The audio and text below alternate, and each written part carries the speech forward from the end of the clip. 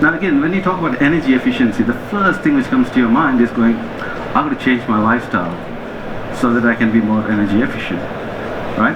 Because that's what we've been told from day one, is that, well, you got to have a 3-minute shower, don't use lights at this thing, don't do this, don't do that, don't do this. The first thing that comes to your mind when you talk about energy efficiency is, I have to change my lifestyle. Well, I'm saying, no, don't. Get a home that can adapt with you and see when you use the energy and or how you use it, and work around it. Today, I mean, again, from an energy efficiency perspective, we look at stars, ratings, right? Every equipment you buy, it comes with 5-star rating, 2 stars, whatever the rating is, it doesn't matter.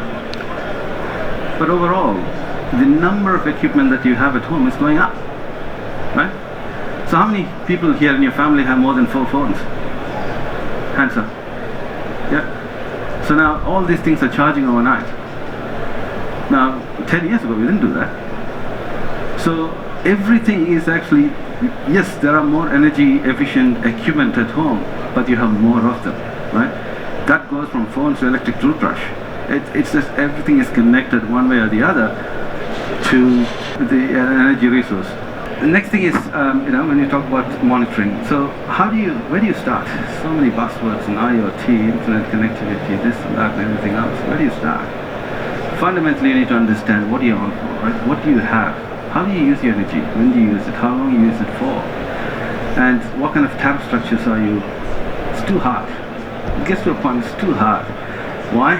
Because I was talking to another lady here before. They said an average person's interaction with electricity is 8 minutes a year. When you get your bill and you go, yes, did I use that much? And then you forget about it and move on. It happens 4 times a year, right?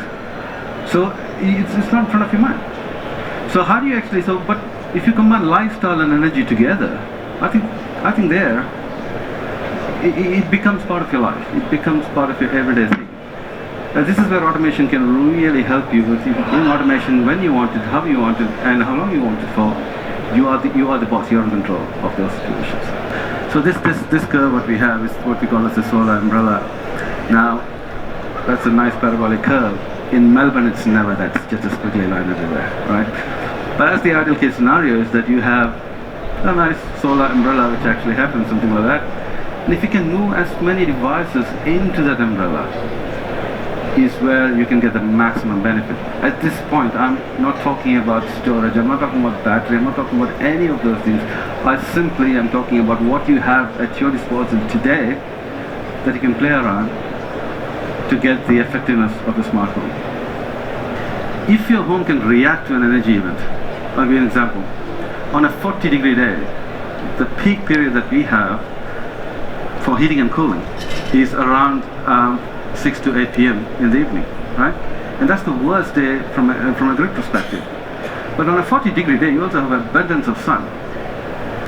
Thermal storage is the biggest storage equipment we all have today. You don't have to buy new equipment, you have it. You have your water heaters, you have your air conditioning units, you have HVAC systems, you have it, right?